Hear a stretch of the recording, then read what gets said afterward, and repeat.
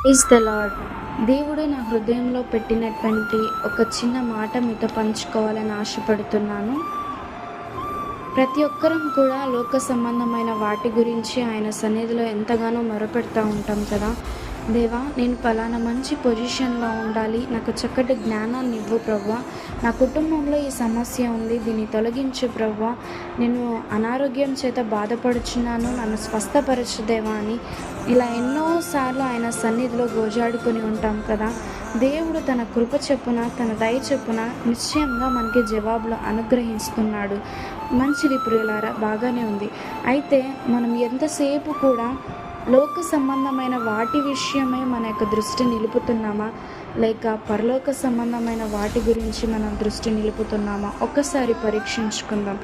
దేవుని సన్నిధిలో ఏ రోజైనా ఈ రీతిగా ప్రార్థించావా? అయ్యా, నీవు నన్ను సృష్టించావంటే ఒక ప్రణాళిక కలిగి ఉన్నావు.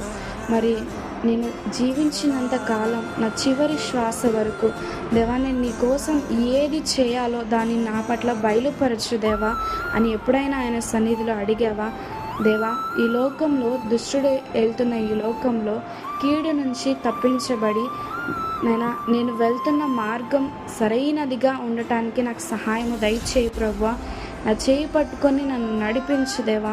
నా హృదయాన్ని నీకు ఇస్తున్నాను ప్రభువా, దాన్ని సరైన రీతిలో నన్ను మలచు దేవా అని దేవుని సన్నిధిలో ఎప్పుడైనా ప్రార్థించావా?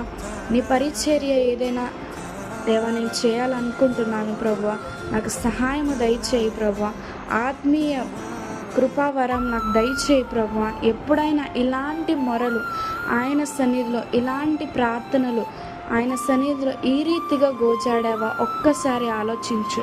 దేవుడు మన పట్ల ఎన్నో గొప్ప ప్రణాళికలు కలిగి ఉన్నాడు. ఎంతసేపు కూడా లోకంలో ఉన్న వాటి విషయం పైన దృష్టి నిలపకండి. తాత్కాలికమైన వాటి కొరకు కాదు మన యొక్క ప్రయాణం. మన పౌరస్థితి పరలోకమందున్నది. శాశ్వతమైన ఆయన రాజ్యం కొరకు ప్రయాసపడదాం. ఈ రీతిగా మనం ఆయన సన్నిధిలో మొరపెడదాం.